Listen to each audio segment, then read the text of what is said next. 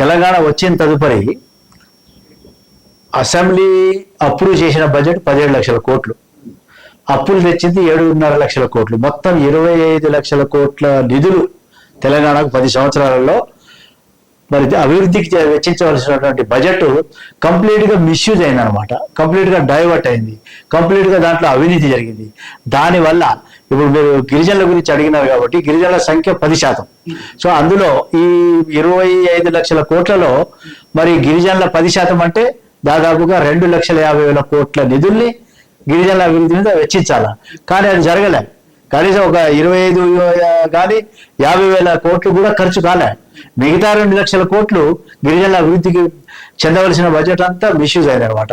So ఇటువంటి దాన్ని అరికట్టడానికి యువకులు జాగ్రత్త వహించాలా, జాగ్రత్త కావాలా. ప్రతి ఒక్కరు దీన్ని తెలుసుకొని వాటిని సద్వినియోగపరిచే దిశగా ప్రభుత్వాన్ని ముందుకు ఏం చేస్తే బాగుంటుంది అనేది ప్రభుత్వానికి సూచించాలా, ప్రభుత్వాన్ని కూడా మనం స్ట్రెంథన్ చేస్తే ముందు నడిపించాలనేది ఈ సందర్భంగా నేను తెలియజేస్తున్నాను.